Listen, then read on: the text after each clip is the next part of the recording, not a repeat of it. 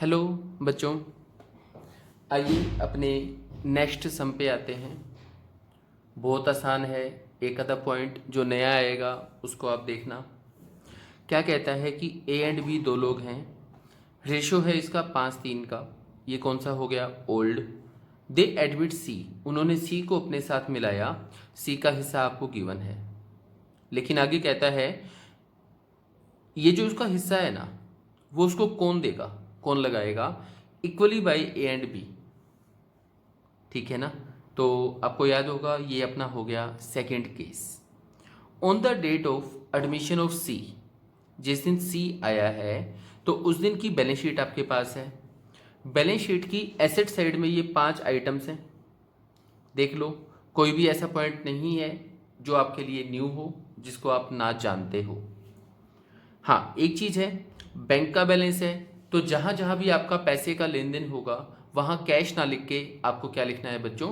Bank account debit या bank account credit, जो भी आपका होना है। लायबिलिटी साइड में ए एंड बी की कैपिटल है। कंपनसेशन के लिए पैसा आपके पास पड़ा है, जो आप जानते हो आपका एक्यूमुलेटेड बैलेंस है। ठीक है, ये पैसा आपने 2000 लोगों को देना है। पीएफ का पैसा है। ठीक है, प्रोविडेंट फंड ये आपका होता है 10,000 का गिवन है। क्या होता है पहले वो बता दूं बच्चों। जो एम्प्लॉयज़ होते हैं ना, उन्हें उनकी मंथली इनकम का फुल अमाउंट कैश में नहीं मिलता। ध्यान से, मैंने ये नहीं कहा कि उन्हें उनकी इनकम का फुल अमाउंट नहीं मिलता, मैंने कहा फुल अमाउंट कैश में नहीं मिलता। जैसे मान लो एक्स नाम का एक एम्प्लॉय है अपना, उसकी मंथली पे 50,000 है, हमने उसको दिए 45। कितने कट हुए? 5,000 ना। वो 5,000 कट होके कंपनी के पास पड़े हैं, कंपनी आगे उसको एक अकाउंट में डाल देगी। ठीक है, ये होता है पीएफ का पैसा। जब वो एम्प्लॉय उसका कंपनी छोड़ के जाने का टाइम आएगा, चाहे 10 साल बाद छोड़े, चाहे 20 साल बाद, या सीधा बूढ़ा होने के बाद 60 के बाद ही छोड़े, जब भी वो छोड़ेगा उसको वो अमाउंट इकट्ठा, जितना आज तक उसका उस पर ब्याज बना होगा, सबको मिला के मिल जाएगा। ठीक है जी। तो ये आपकी, क्योंकि इसके नाम के पीछे फंड है तो बच्चे कंफ्यूज हो जाते हैं कई जगह कि ये तो अपना एक्यूमुलेटेड बैलेंस है, जबकि बच्चों मैंने आपको बताया था एक सेविंग फंड, एक ये पीएफ जिसको हम बोलते हैं, ये दोनों आपकी आउटसाइड लायबिलिटी हैं, ये एक्यूमुलेटेड बैलेंस नहीं होते बच्चों। सी के एडमिशन के टाइम पे कुछ बातें थी, आसान है, छोटा सा सम है। सी अपने साथ लाएगा क्या? 30,000। किस चीज़ का? Capital and goodwill.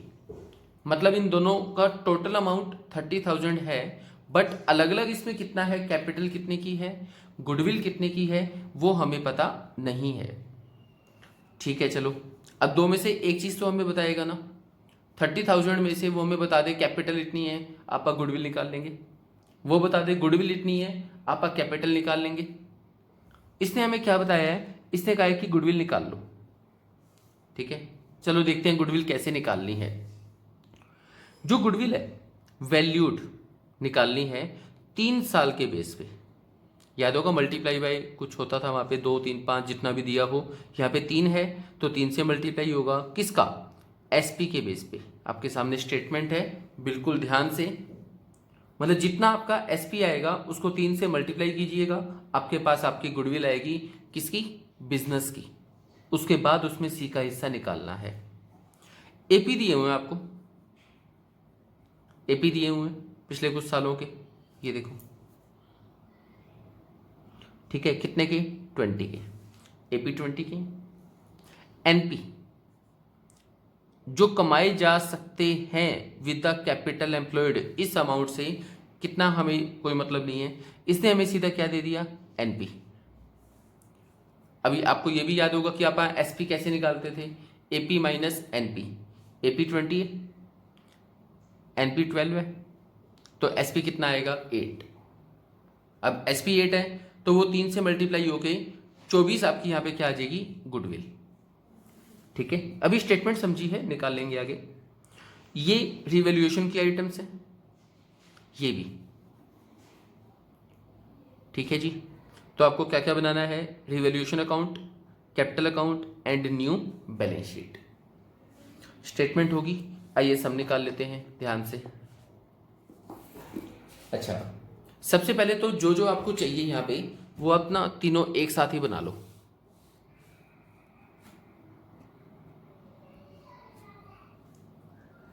ये एक अकाउंट बनाया है सबसे पहले, कौन सा?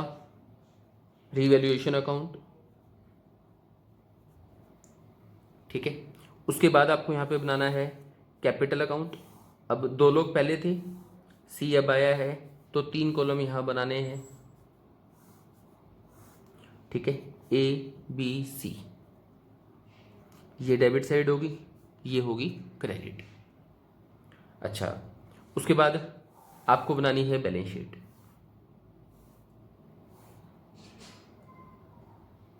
यहाँ पे एसेट्स, यहाँ पे लायबिलिटीज। आसान है अभी तक। अच्छा, इसके अलावा जो भी कैलकुलेशंस है वो हम यहाँ अलग से निकाल लेंगे।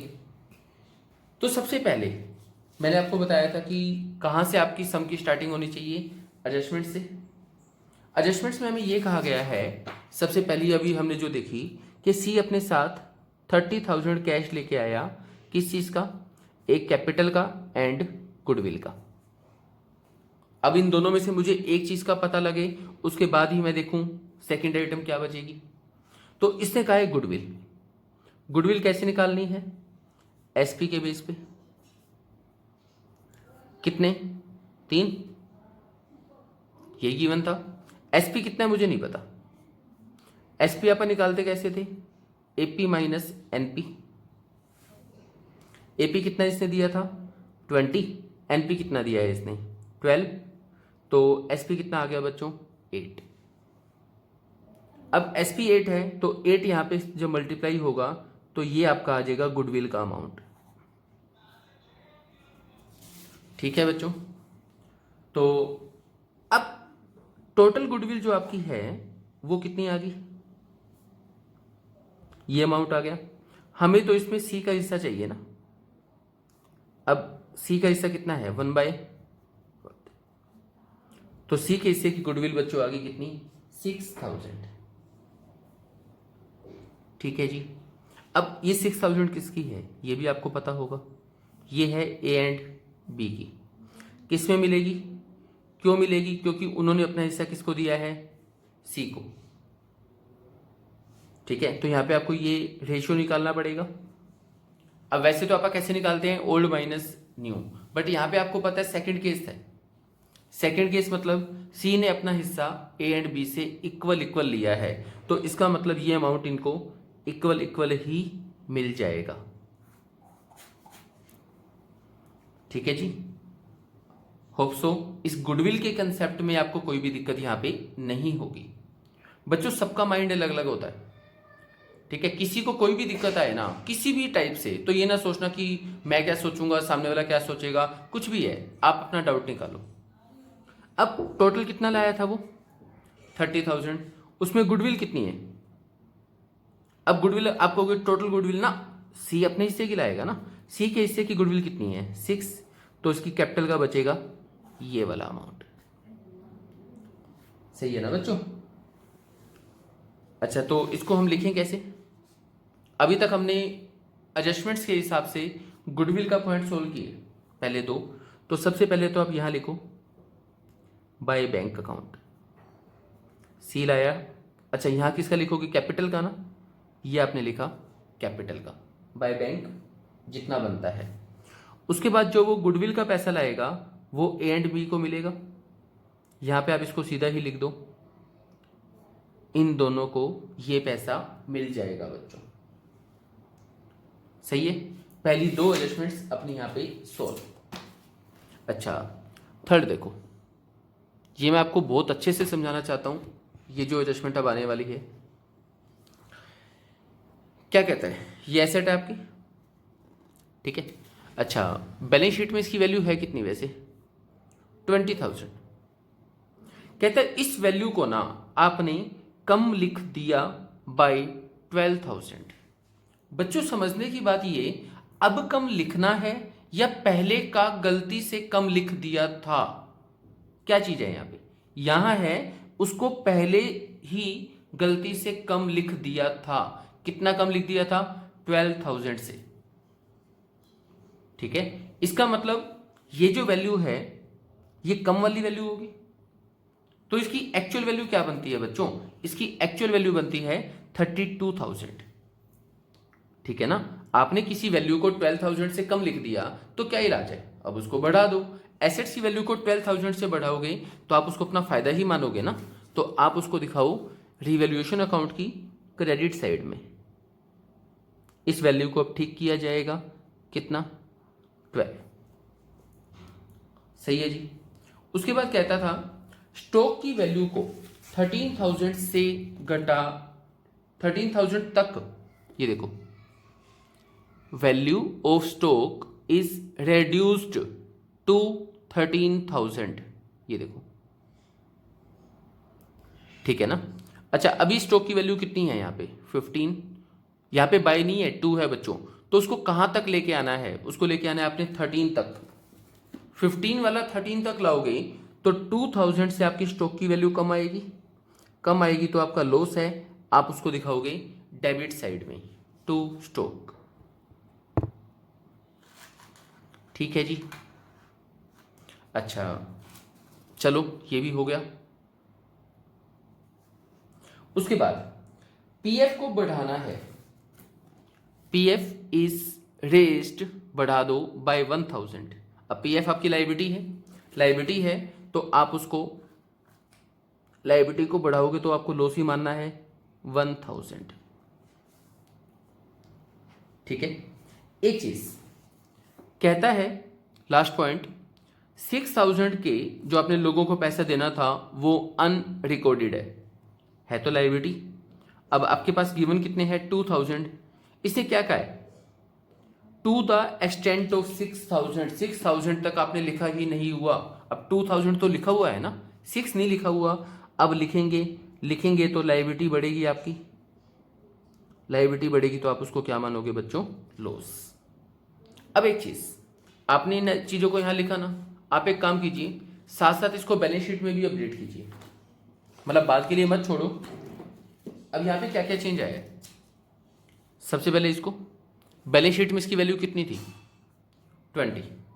हमने क्या कहा था? 12,000 से कम लिख दिया था, तो 12,000 से वापस बढ़ा दो। बढ़ाएंगे तो यहाँ पे इसकी वैल्यू कितनी आ जाएगी बच्चों? 32,000। 20 पहले है, 12 से अब बढ़ा दो, ये आ गई। रिवैल्यूएशन होता क्या है? एसेट्स एंड लायबिलिटीज की वैल्यू में चेंज, तो जो चेंज आया है वो साथ साथ आप लिखते जाओ। स्टॉक की वैल्यू को आपने क्या किया? 15 से कहां तक ले गए? 13 तक।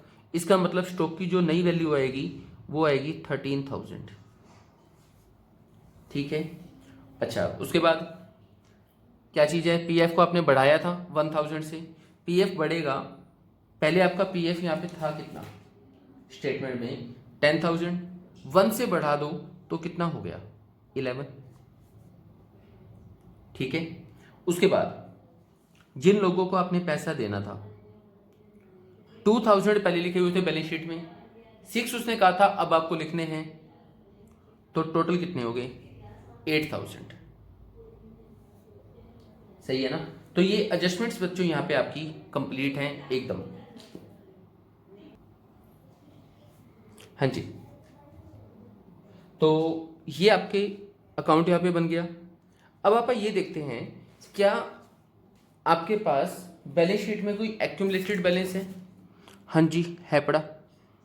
एसेट्स में तो कोई है नहीं, लायबिलिटीज में है कंपनसेशन वाला, ये दिया हुआ है, तो इसके अलावा तो कोई है नहीं, ना ही इसकी कोई एडजस्टमेंट थी, होती तो अपने सामने पहले ही हो जाती वो। ठीक है ना। तो यहाँ पे आप क्या लिखिए, इसको बांटेंगे, क्रेडिट साइड में आएगा। अच्छा, किस में बांटना है, ओल्ड में या न्यू में? हम कहेंगे जी ये तो बांटना है हमने ओल्ड में। ठीक है। ओल्ड क्या था इनका? 5,3, तो इसको बांटोगे तो ये आएगा इतना अमाउंट। ठीक है ना, ये अमाउंट था टोटल, इसको आपने किस में बांटा? 5,3 जो इनका ओल्ड है उसमें। अब कोई आइटम बाकी? अब टॉपिक के हिसाब से आप ये तो हम स्टेटमेंट जैसी गिवन है ना उसके अकॉर्डिंग हम बिल्कुल सीधे चले, यहाँ वहाँ दाएं बाएं भटकना तो है ही नहीं। बट नॉलेज वाइज आपको ये आइडिया लगाना है क्या क्या था। न्यू, न्यू की यहाँ नीड ही नहीं थी, ठीक है ना।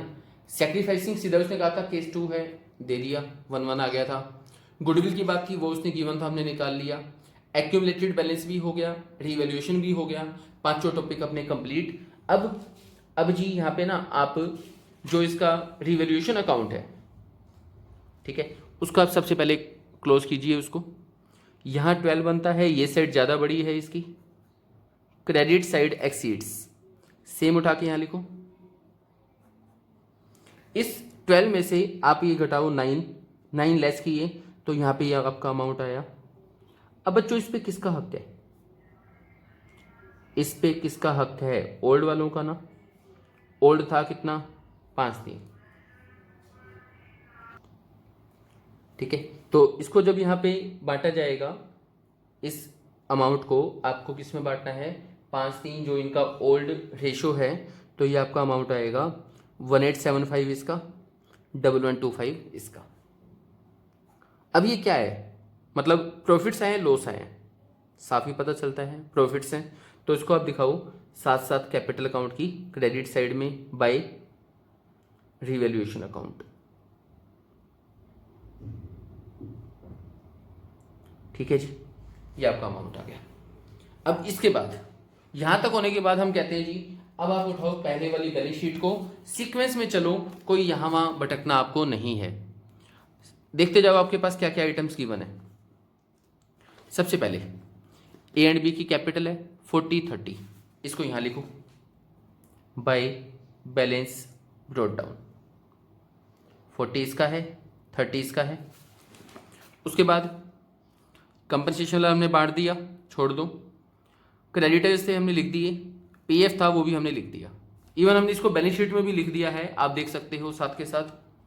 मशीन है, क्या मशीन को लेकर कोई एडजस्टमेंट थी, नहीं थी, अब इसको यहां लिख दो मशीन 30,000। अच्छा, उसके बाद क्या गिवन है यहाँ पे बच्चों,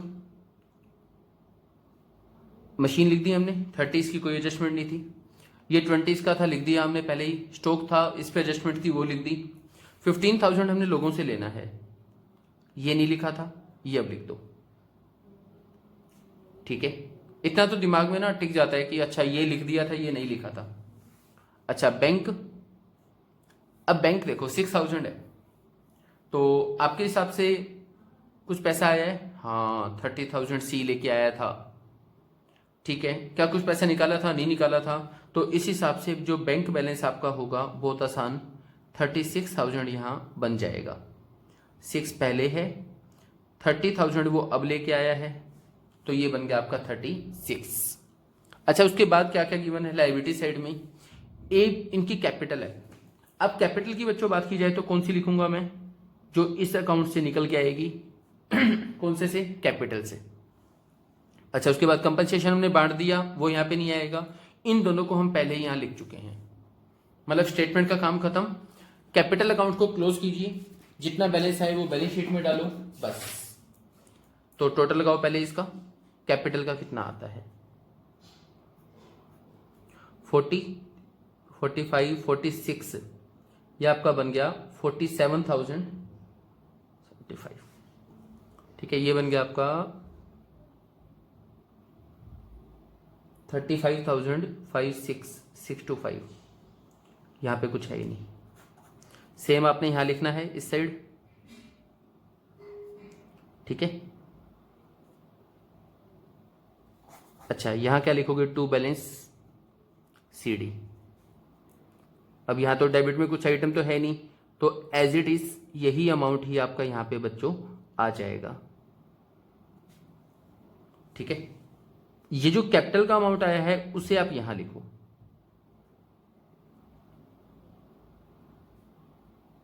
ठीक है। इन तीनों का टोटल आपको यहां लिखना है, कितना बनता है